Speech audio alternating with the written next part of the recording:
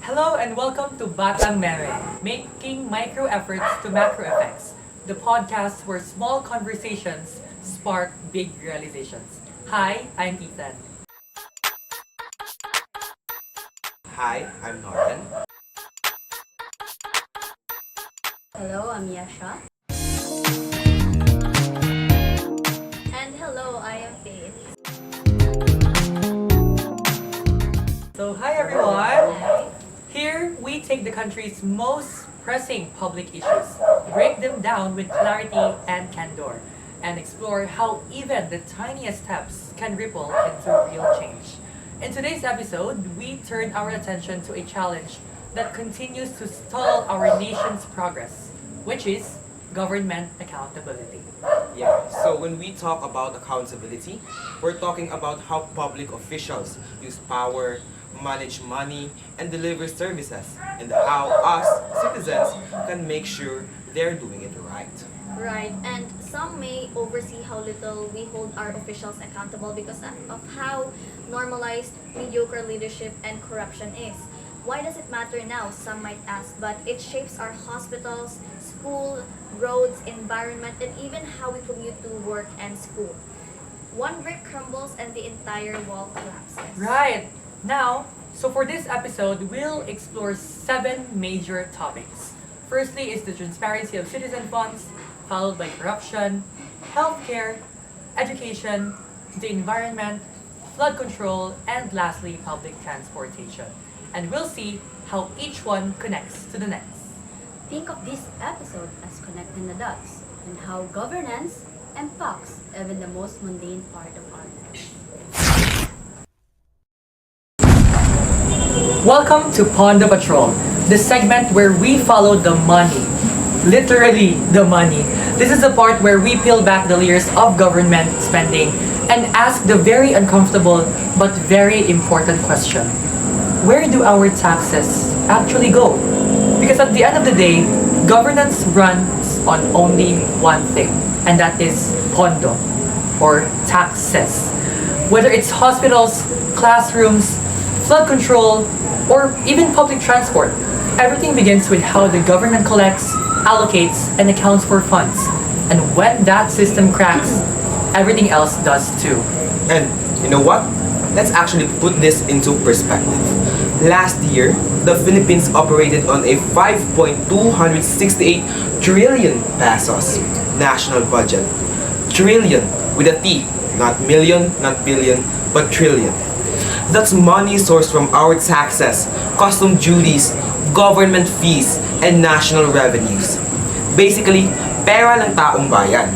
Yet, despite trillions circulating through government hands, the most common sentiment remains, nasaan ba napupunta yung pera? Because when people look around at underfunded hospitals, overcrowded classrooms, and unfinished roads, it's hard not to ask that question. And to be fair, transparency tools do exist. We have Cago audit reports, the 𝗕𝗃𝗰𝗋, a budget portal, and public financial management dashboards. It's there, accessible, updated, and technically designed to empower citizens. Right. But here's the twist. If people don't use them, if the public doesn't check, verify, and demand accountability, misuse becomes easier to hide behind the technical jargon. Long documents and complex budget layers, that gap between transparency tools and public engagement is where misuse thrives. Yes, and that's very unfortunate. And misuse does happen. We've seen it in controversy surrounding confidential funds, questionable allocations, and unexplained budget spikes. We've seen it historically with the PDAF or the pork barrel scandal, if you're familiar, one of the biggest corruption cases in the country's history involving billions of pesos in fake projects. We've seen past officials convicted or charged after COA-flagged anomalies. And these aren't isolated events, no? They form a pattern of how power and money can be abused when systems lack oversight. Yeah, and even local governments face this responsibility. Example, after the Mandanas Garcia ruling, Oh, yes. LGUs now control a bigger chunk of the national budget, which means transparency isn't just a Manila issue, it's a barangay, municipal, and provincial issue. If a single LGU mishandles millions meant for health, education, or even disaster preparedness, entire communities suffer. Yes, you're right, Noren. And that is the painful truth that we are facing today. When money isn't accounted for properly, every public service gets compromised. Healthcare weakens, schools even deteriorate, flood control projects became ghost infrastructures, disaster response turned chaotic.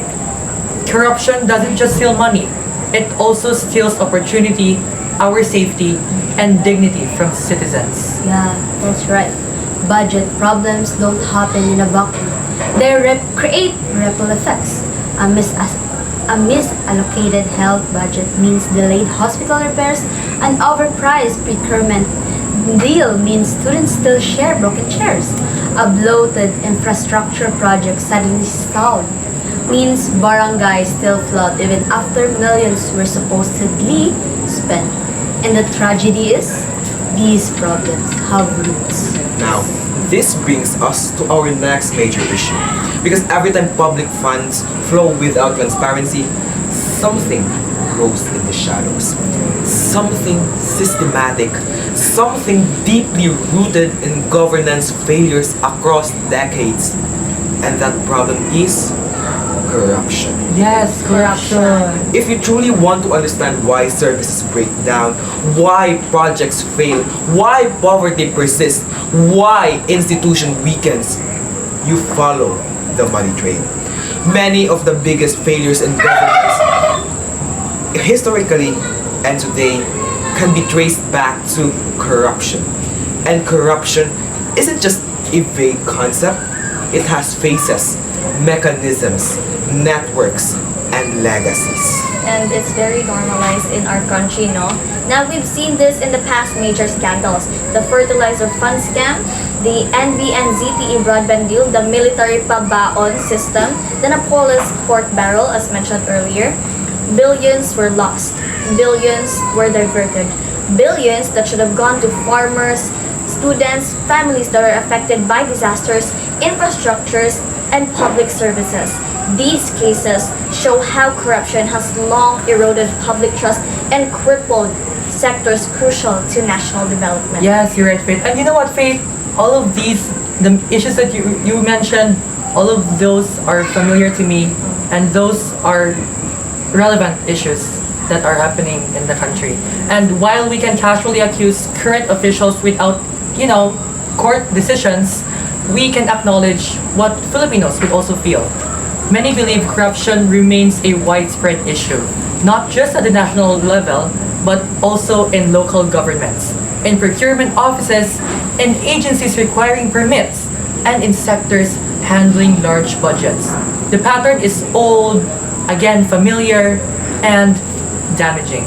So, that's why transparency matters. Because without it, governance becomes a black box.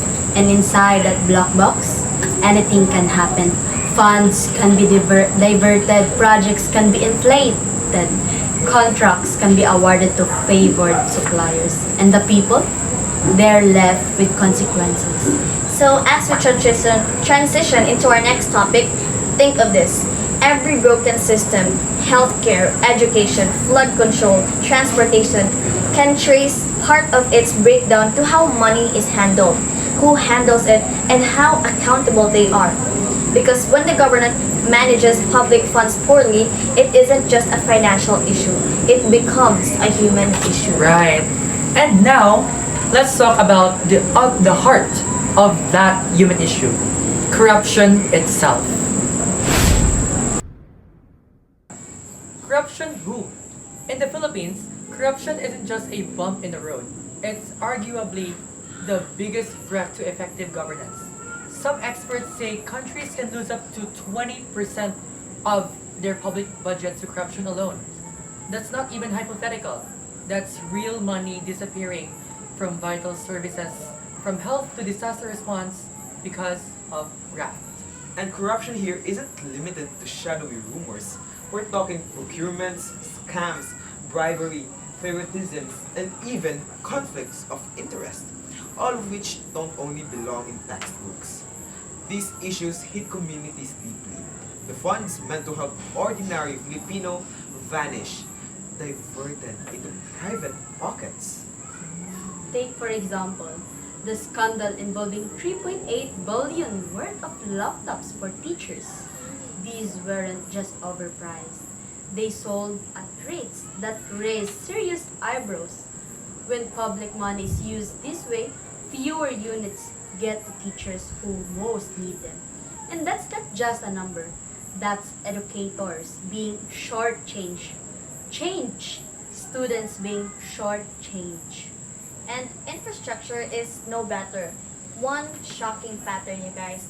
Contracts awarded not on merit but on political ties. Friends, donors, insiders gets the deal.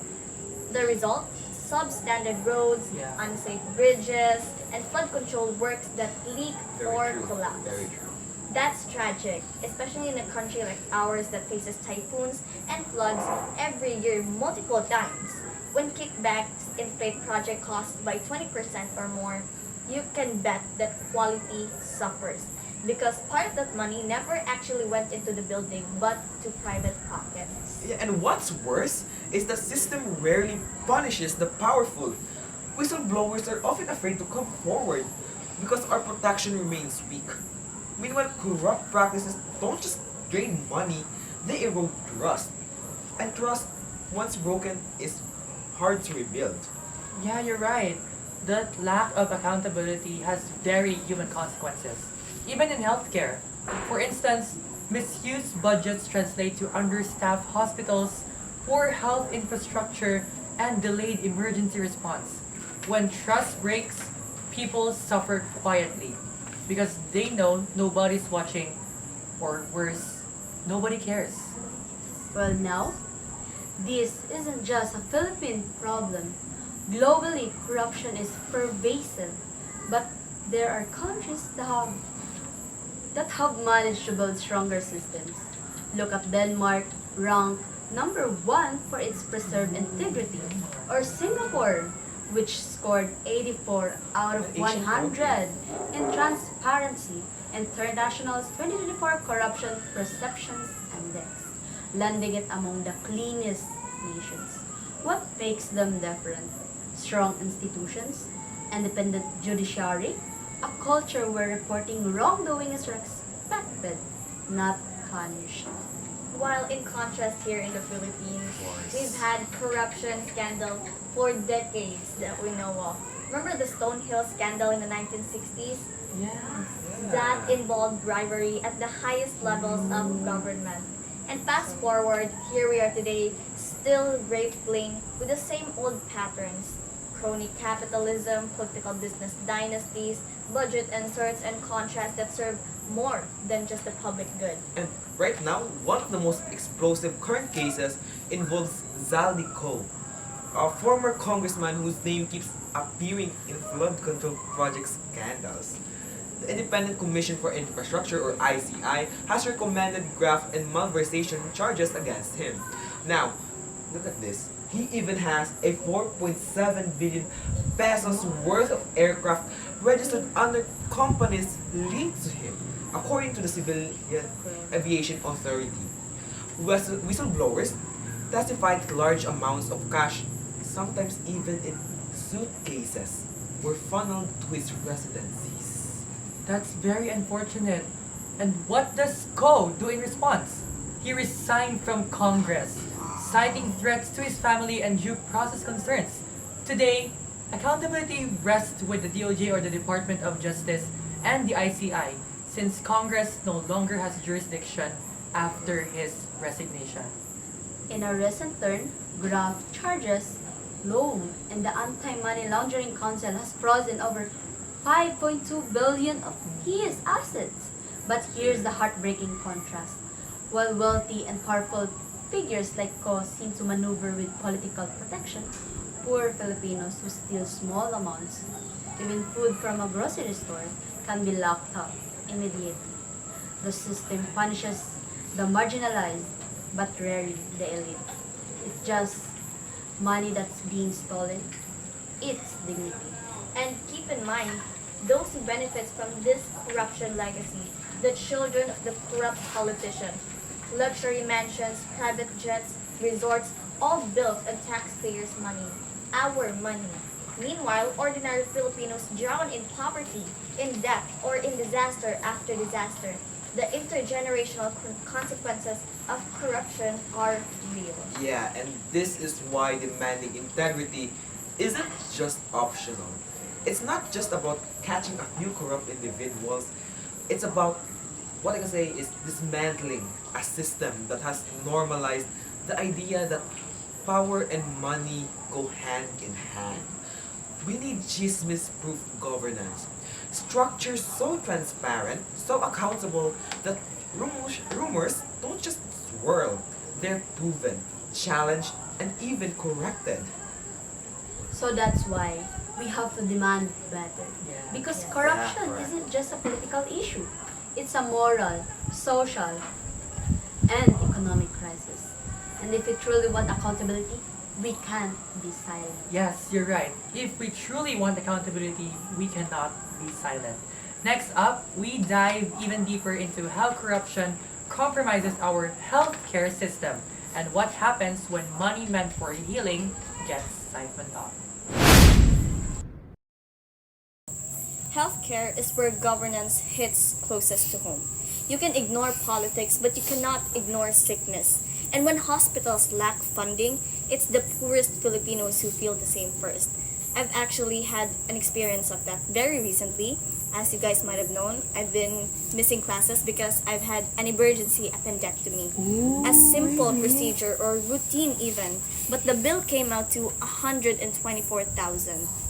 That's a 124,000 pesos just to remove an inflamed appendix. That's ludicrous. Even with PhilHealth deductions, the remaining bill was still very heavy, still frightening. But the truth is, mas marami pang mas grabe yung sitwasyon kesa sa akin. Because in the very same hospital ward, there was this old lady with a large goiter. She had been confined for over 2 weeks. Her operation went perfectly normal, but she's still there. Not because her treatment was complicated, but because she couldn't pay her bill, which ran up, by the way, to 300,000 pesos. She has no family to support her to cover the cost, no savings, no stable source of income. She was trapped in that hospital bed, not because by illness alone, but by the weight of her unpaid hospital fees.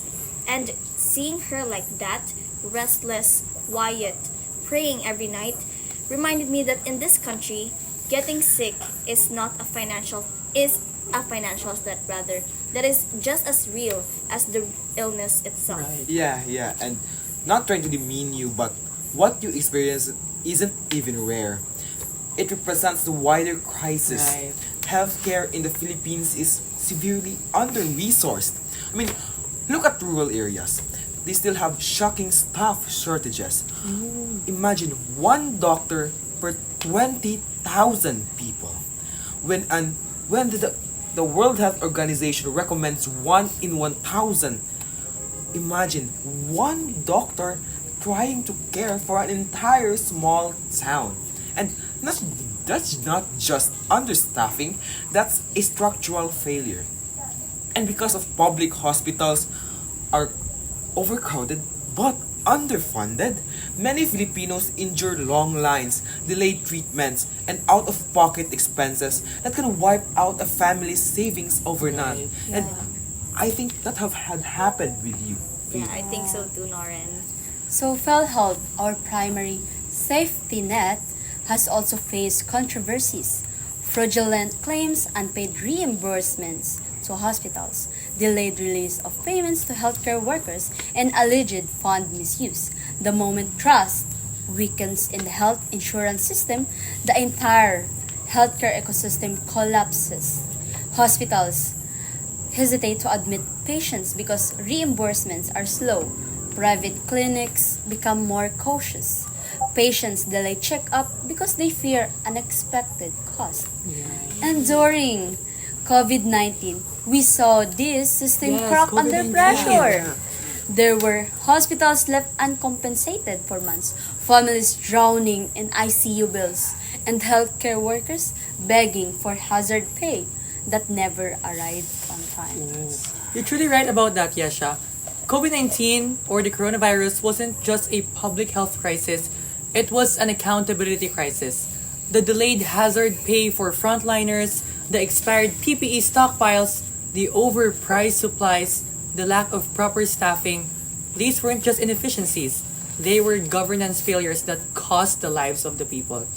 Frontline workers protested because their hazard pay and risk allowances were delayed for months. Remember, these were the people fighting the virus every single day, and yet they were given so little support. And we cannot forget that many Filipinos died at home because hospitals were full or because they feared the bill more than the illness itself. The pandemic exposed one single truth. When accountability fails in healthcare, the consequences are immediate and deeply, deeply personal. And what makes this even harder to swallow is when you compare a system, our Right, country system, with other countries. Yeah. For example, in Germany, residents are covered by universal health care. They pay a stable percentage to social insurance, and hospital bills don't ruin their lives, unlike here. In the United Kingdom, the NHS provides treatments that's free to the point of use. And in Thailand, one of the most successful universal healthcare systems in Asia, treatments for major illnesses are subsidized and out-of-pockets are very, very minimal. Meanwhile, here in the Philippines, even a simple surgery can destroy a family's As finances. expected. Yeah. For an overnight hospital stay can push someone into debt. Filipinos joking about GoFundMe muna bago pa check up or pa Right. hospital. But that humor is a painful truth. We are one medical emergency away from poverty. Yes, that is very, very sad, but correct. And this is where corruption comes back into the picture. Healthcare funds are huge. Billions allocated for hospitals, vaccines, equipment, health reimbursements, and rural health programs. But when these funds get siphoned away, when procurement is overpriced, when budgets are misused, hospitals lose resources and patients lose lives. Imagine if even 10% of the misused funds over the years went to building more public hospitals, hiring more doctors, or lowering the cost of treatments. Imagine if rural areas had more specialists, if barangay health centers had complete equipment, if every Filipino had reliable insurance coverage.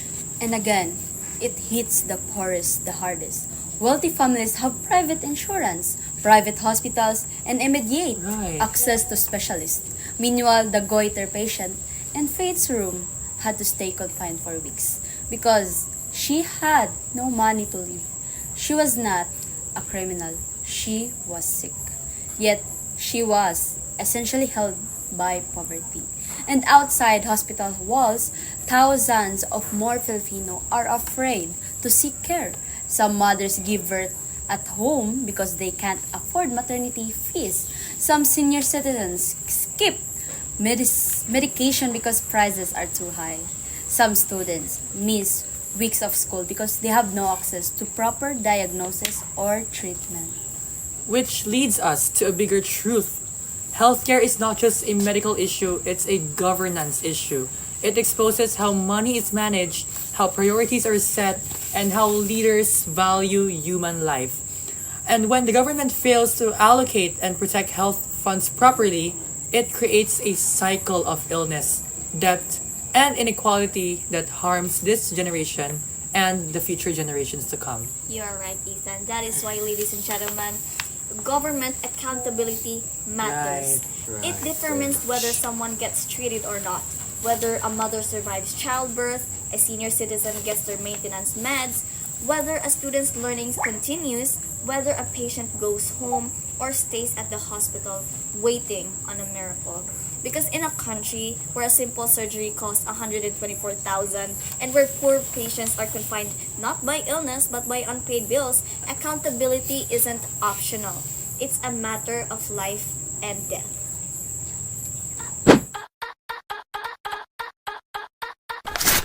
Education determines the future of the country, but accountability issues makes progress slow. Right. And honestly, sometimes it feels like we're stuck choosing between a scholar ng bayan, the promise that education can lift the nation, and a suffer ng bayan, the reality of corruption, misallocation, and broken promises. And we feel that reality. Internationally, Filipino students consistently rank near the bottom in PISA style assessments in reading, math, and science. It's not because we're not smart. It's because learning gaps grow where research gaps exist. Right, exactly. We still need tens of thousands of classrooms. Teachers are juggling massive class sizes, endless admin work, and very little support. And the corruption that we're facing now, the scandals like the overpriced laptop mess, shattered public trust. Also, when education infrastructure is weak, national development slows. Environmental care, climate awareness, even STEM innovation, everything suffers because the next generation inherits all of it. The environment and institutions we leave behind. Now, speaking of infrastructure, let me share a story that I experienced back in high school. Now, I spent an entire school year in a classroom with a broken roof. And when it rained, we had to crowd in one corner while my teacher scrambled to protect the class with umbrellas and plastic sheets. Now, during that time, learning was a constant chaos. No one repaired the roof. They said walang budget. But later, we learned money was actually allocated. It just never reached our school. That's the story of Public Education 101. The funding disappears somewhere in the pipeline, while students sit under holes in the ceiling. That's very unfortunate. And then you hear about things like the 2.4 billion overpriced laptop scandal. They brought 39 laptops at 58,300 pesos each, way above market price. And officials even backdated agreements just to justify it. The ombudsman eventually filed graft and falsification charges. Nearly 979 million pesos in government funds was declared undue injury. And yet many teachers never received these functional devices. Right. You know what, Yezhia? It's not just 39 laptops. The laptop scandal that you were talking about, it's not just 39, but 39,000 laptops. You know what? It's not just inefficiency. It's a betrayal. On paper, modernization and digitization. But in reality, overpriced equipment, missing deliveries, and classrooms still stuck in 1999. Yeah, that's right. Even the DepEd computerization program, which is supposed to give laptops, smart TVs, and e-learning carts, suffers delays and under-delivery. And then, as if slow progress wasn't even enough, 5 billion pesos was vetoed from the program in 2025 this year. Cut just like that. Money that could have reached rural schools vanished from the budget. And yet, the national budget says education is a priority. Over 1 trillion for 2025, more for 2026. But when you look closely, why is so little reaching classrooms, research labs, teachers? What's weird is critics say huge amount remain unspent or clawed back as savings. Meanwhile, COA flagged 12 billion in questionable DepEd spendings in 2023. And state universities and colleges, they're struggling. There's a push to restore 14 billion pesos in SUC funding. In Cordillera, 6 out of 7 SUCs face severe capital outlay cuts. Even University of the Philippines, UP's proposed budget was slashed for 2026, affecting buildings, laboratories, even student services. And honestly, I'm scared. I've been preparing all year to apply to a CUC, but to a SUC, but with budget cuts, fewer slots, fewer instructors, fewer classrooms. What if I don't get in?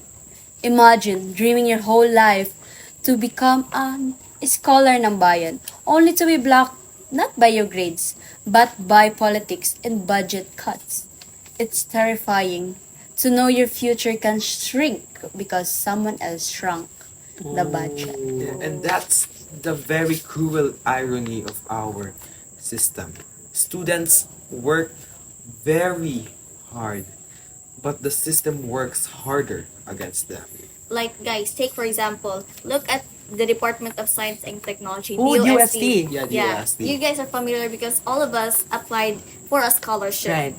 In fact, they only received 450 million pesos for 2026, way below what they asked for, way below what we need. Scholarships, only 100 million pesos. That's barely anything, guys. And you know what? Then there's the missing 1.7 billion in DOST SEI scholarship. Imagine a missing 1.75 billion funds. Some scholars waited up to a year for stipends. That's not just a mismanagement, but that's a broken trust. And these are science scholars, the very people we need for climate research, innovation, engineering, and national resilience. And the thing here is, even without corruption, the system still Right. struggles. The World Bank says 91% of 10-year-olds in the Philippines can't even read a grade level text. Weak teaching practices and frequent teacher absences contribute to that. However, corruption makes it worse because it drains resources meant to fix that problem. Yeah, so it's a double betrayal. Taxpayers lose money and the very students lose Right. futures. And it's not just us students. Indonesia had its own scandal. In 2025, former Education Minister Yezhia Galceran was arrested for a $115 million Chromebook procurement controversy. Chromebooks were allegedly pushed despite evidences that many regions lacked proper internet, mirroring our laptop fiasco. Yeah, but then we look at South Korea. They invest heavily in education year after year. Their 2025 budget dedicated a huge slice to schools, and yet they have fewer large-scale corruption issues because their institutions are stronger, more transparent, and most importantly, more accountable. Globally, corruption in education is common.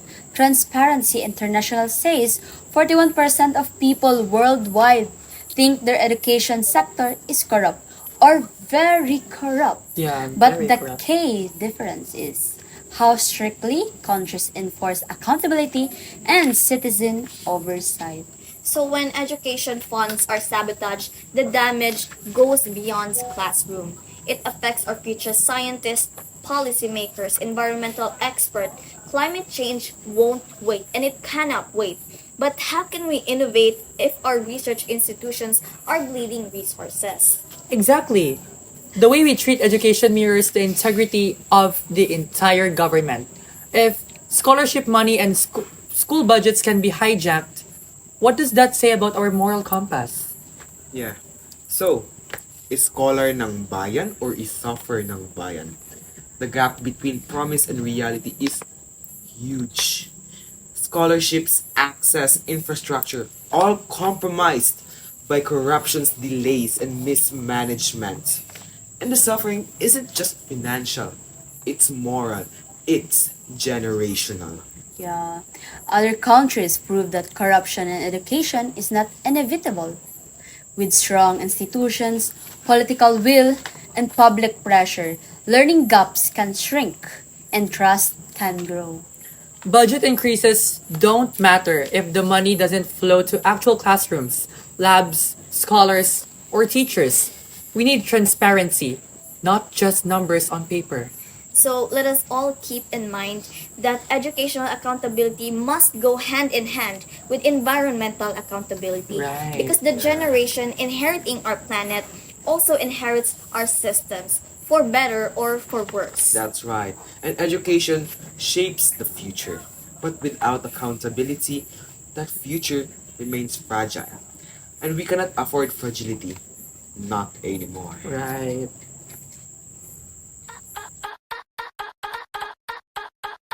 You know what? People think environmental issues are just about trees and animals. But to be honest, environmental governance affects everything. From safety to the economy to whether communities survive the next typhoon. Think about it. Illegal logging, unregulated mining, or even weak enforcements of environmental laws. Everything stacks up. We've seen entire mountainsides collapse because forests were stripped off. Remember that landslide in southern Leyte? Yes. Or the floods in Cagayan where entire barangays disappeared underwater. Yes. Those weren't just natural disasters, but governance failures. And the sad part, we actually have climate adaptation funds, money meant exactly to prevent those tragedies. But report shows delays, unliquidated funds, and used allocations. Para bang the money exists, only on paper. I mean, imagine having umbrellas ready during a storm, but refusing to open them. That's literally what we're doing with climate adaptation. And honestly, I'm scared. This same system will affect people like us, with the budget cuts happening in education, especially in SUCs. What if I don't even get into the university I planned for? What if there's no scholarship left because the funds were delayed again? If we can't even manage the budget for students, how can we manage the budget for the entire environment? Exactly. It's very frightening. Environmental damage isn't about ecology. It's a governance issue. When environments break down, environmental systems breaks down, disaster risk shoots up. Let me give you a real example. In one barangay in Rizal, that's in Luzon, people kept complaining that every rainy season, water reached waist deep. They thought it was malas lang. They thought they were just maybe unlucky. But turns out, upland quarrying continued despite warnings. They slit clogged rivers and drainage systems failed. That community wasn't unlucky. They just thought they were unlucky, but it was failed by governance. Contrast with a place like Japan, floodings happen there too, right? Even tsunamis. But because of strict zoning laws and consistent river maintenance, damages are minimal. They treat environmental planning with the same seriousness as national security. Meanwhile, sa atin, ilang warnings pa bang pakikinggan Right. natin, Yeah. di ba? Now, that brings us directly to a very rampant problem and a very, very contemporary problem in the Philippines Let me right guess. now. Guess. Flood control? Yes. Right. Now, the area where environmental mismanagement and corruption are almost always exposed first.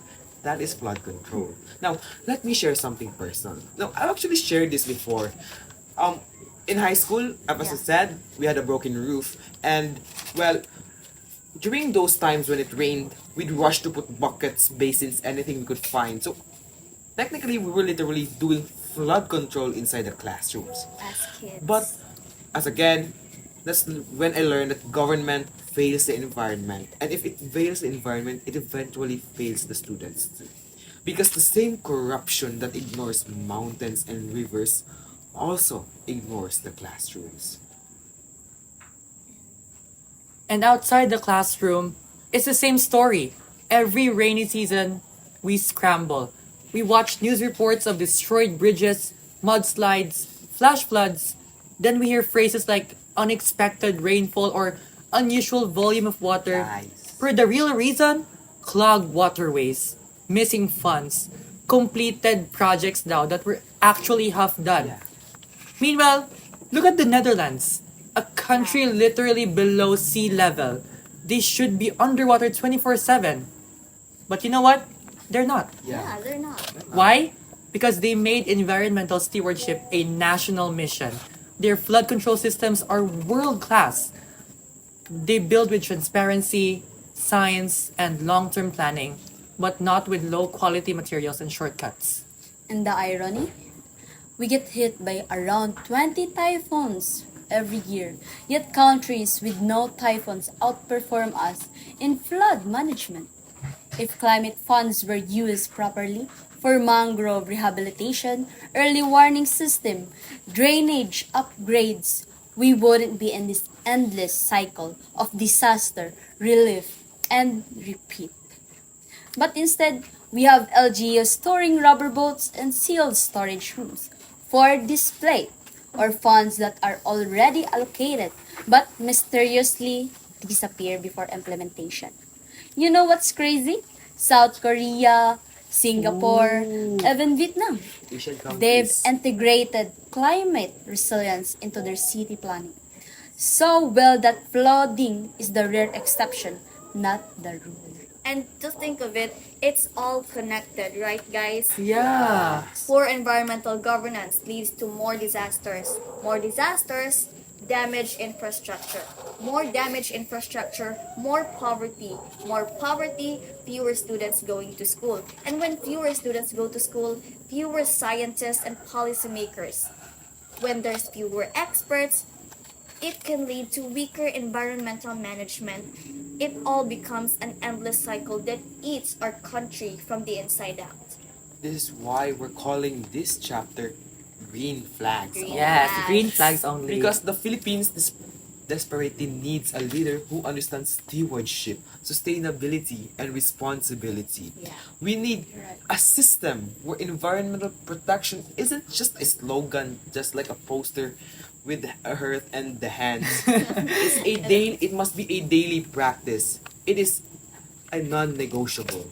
We need green flags, not red flags dressed as in environmental buzzwords. And honestly, if we continue treating the environment the way we treat our budgets, our classrooms, our public systems, then the future generation won't inherit a country. They'll inherit a survival challenge. Like the Hunger Games. Yeah, just like the Hunger Games. So the real question isn't just how do we stop floods? It's are we willing to build a future where climate resilience is normal but not a miracle? Because countries that succeed in sustainability didn't get lucky.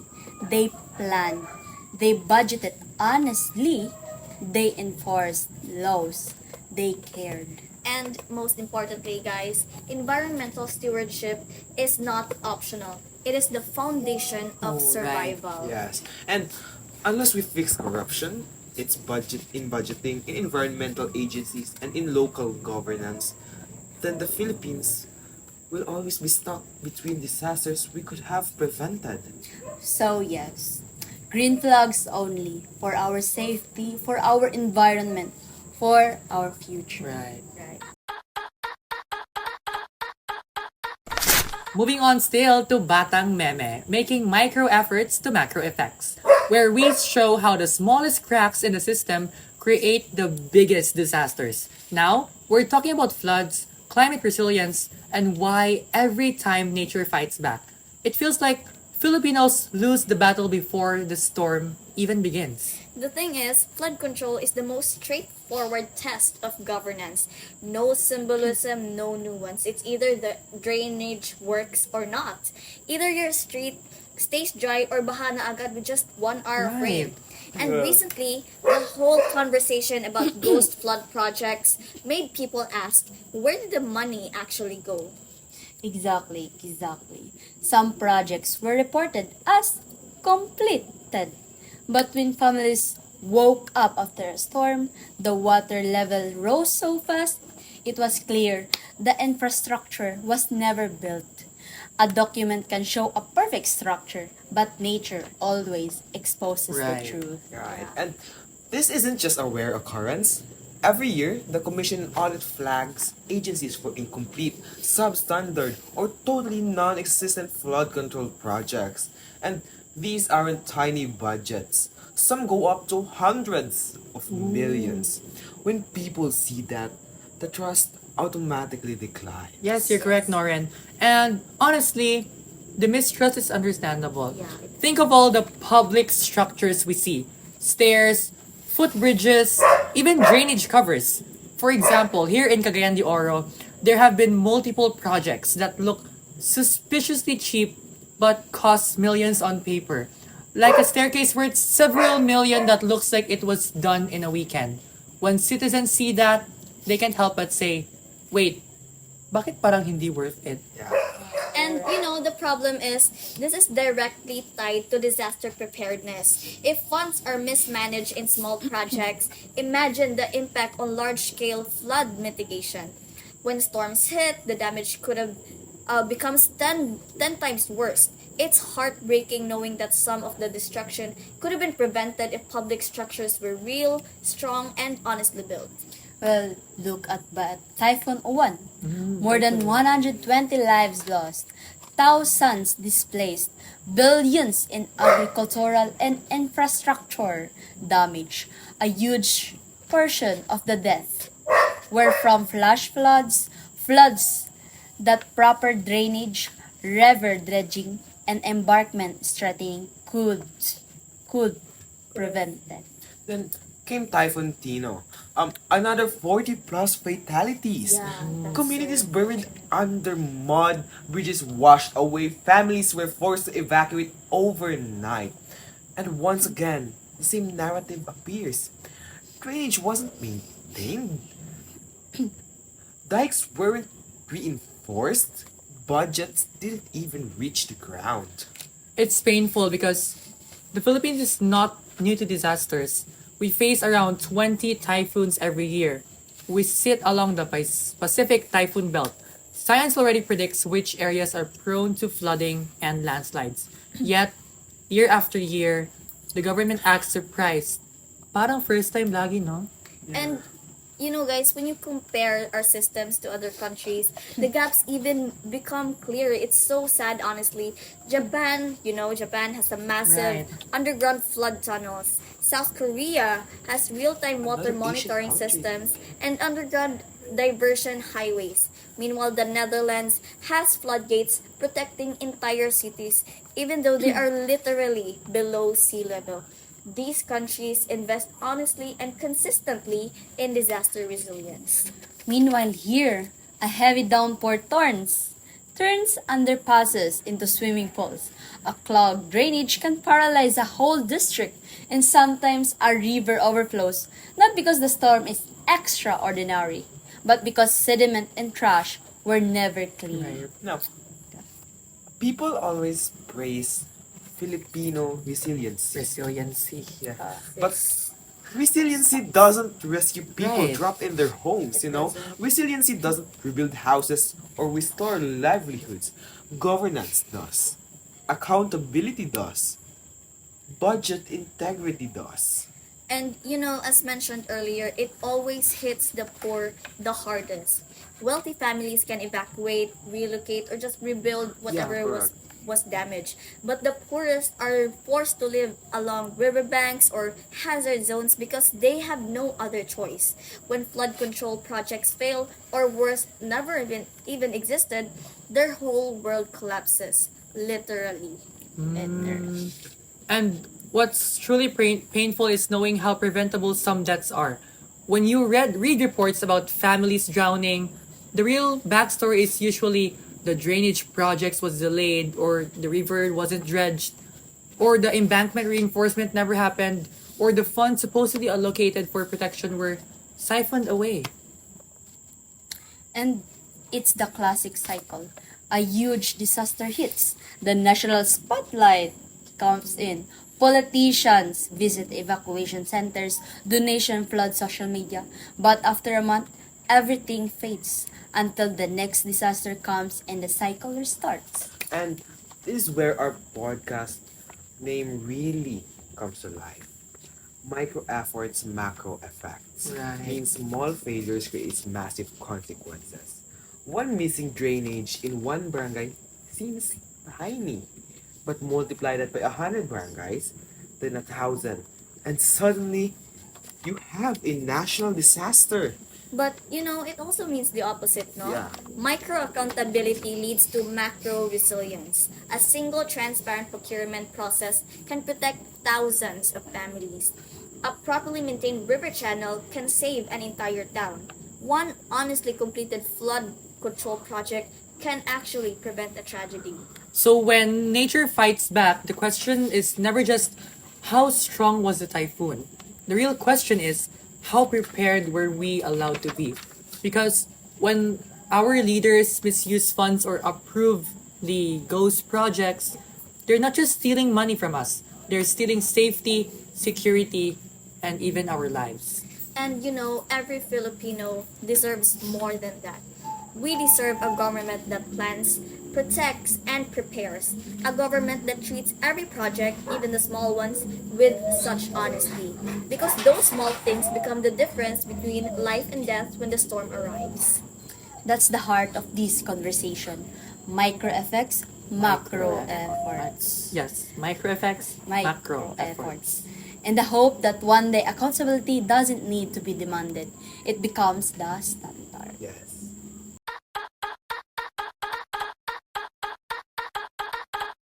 Transportation is honestly one of the biggest mirrors of governance. You don't need a policy paper or a press release to know if the government is doing its job.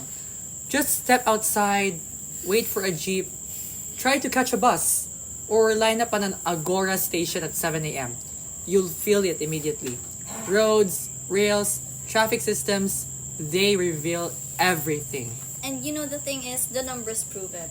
According to Asian Development Bank, Metro Manila commuters lose 98 hours every year just stuck in traffic. Imagine, that's over 4 full days of being unproductive, exhausted, stressed. Imagine everything you could have done in that time.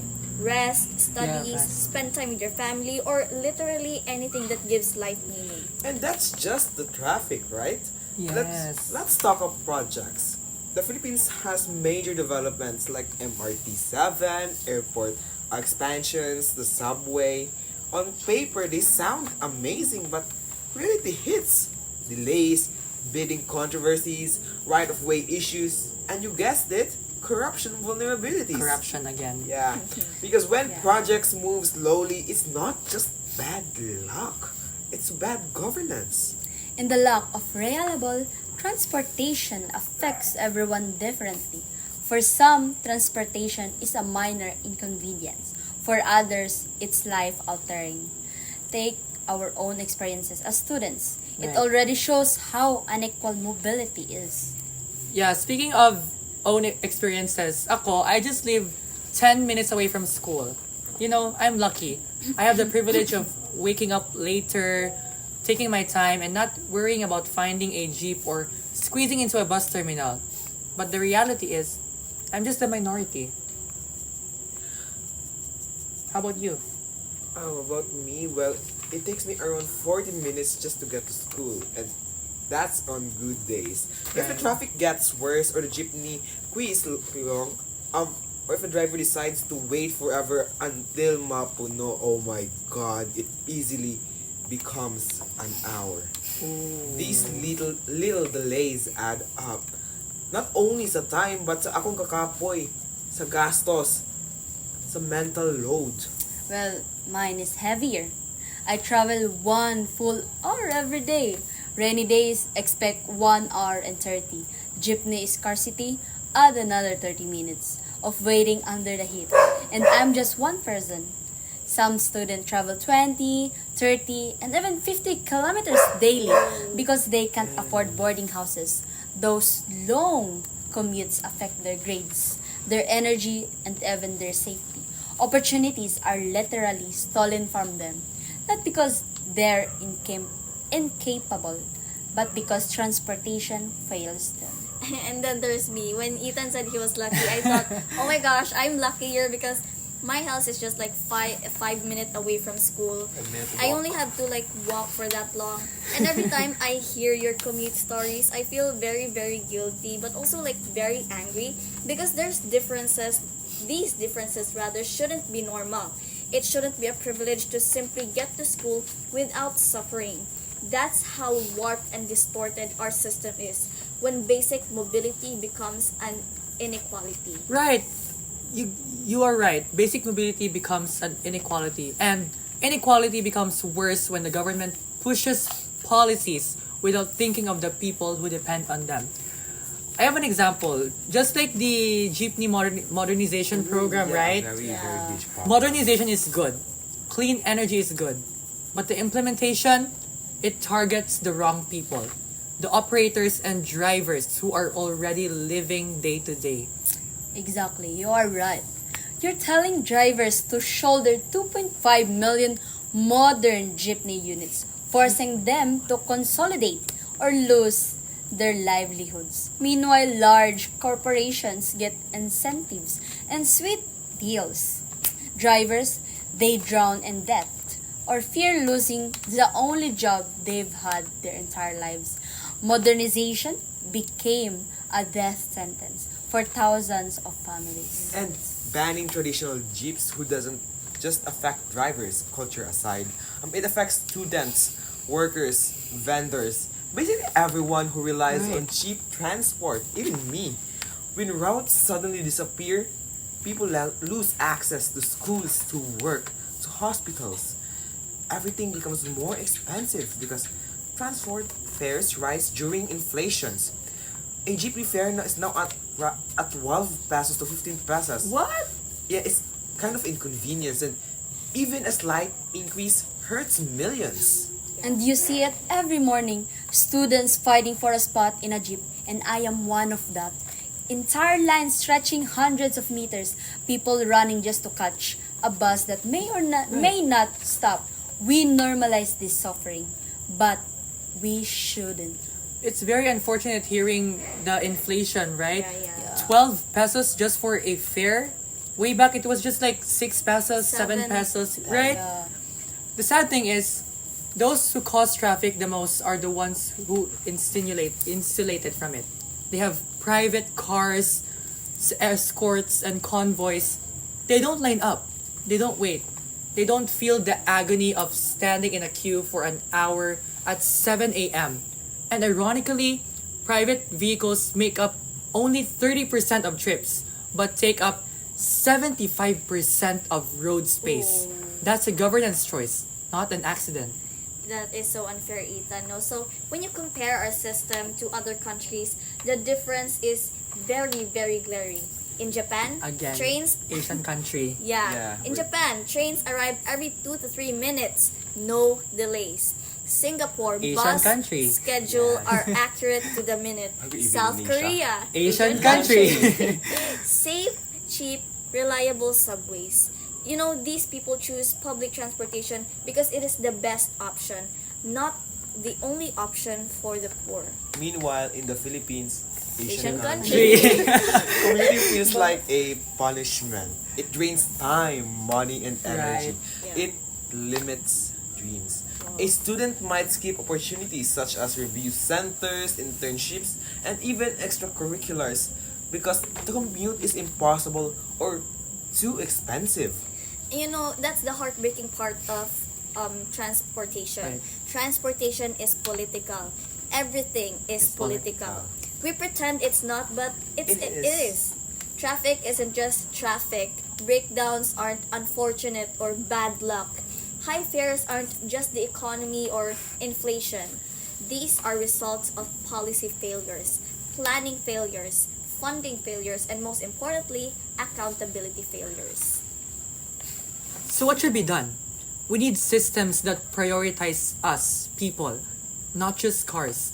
We need transparent, corruption-free projects. We need planning that listens to commuters, not private developers.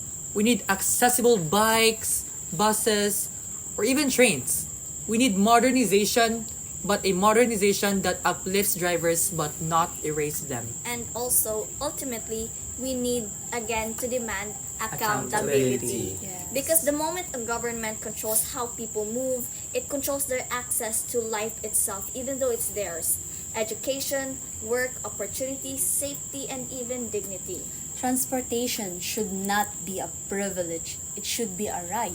And the moment we feel hopeful about commute is the moment we find out governance finally works. That's why transportation is more than an inconvenience. It's the clearest sign of how a government values its people. And right now, the people deserve better. So mga kameme, let's wrap this up. Today, we covered healthcare that costs more than it should, flood control projects that sometimes exist only on paper, transportation that makes commuting feel like an extreme sport, and corruption that seems to touch every corner of public service. The common thread? Accountability. Whether it's PhilHealth reimbursements, ghost flood projects, or overpriced infrastructure, it all comes down to one thing: how public funds are used or misused. And this is where our podcast themes, micro efforts to macro effects, really hits. Tiny lapses in honesty, small failures in governance, and little corner cuts, they snowball into major consequences that affect everyone, including us and you, the viewer. That's the macro effect of micro failures. And that is why Batang M.E.M.E exists. We may just be voices talking, but if you can shine light into corruption, question mismanaged funds, or even spark just a tiny bit discussion, that's a micro effort. And micro efforts add up to real change. Right. Look around, everyone. Inflation is making daily commutes more expensive. Healthcare bills are crushing families, and public projects are sometimes delayed or mismanaged. But when citizens ask the right questions, the right people report anomalies or demand transparency, they're creating accountability. That's micro effort in action. So whether it's signing petitions, pointing out poorly executed projects, or even sharing well-researched information online, small actions matter. Each one contributes to the bigger picture. Each one makes a macro effect possible. So yes, it can feel frustrating. Yes, it can feel like your voice doesn't matter. But every question, every small act of vigilance, every demand for honesty builds momentum. Micro effort, macro effect. The point is, change doesn't start at the top. It starts with us, with small consistent actions, with being aware, asking questions, and holding leaders accountable. That's how we turn frustration into progress. So stay informed, stay critical, and stay engaged. Batang M.E.M.E isn't just a name, it's a reminder that small, deliberate efforts can create massive change. Micro efforts, macro effects. Once again, this is Ythan. This is Noren. This is Yezhia. And this is Faith. And together as a global community, we can make micro efforts to macro effects. Mga Batang M.E.M.E, signing off! Bye!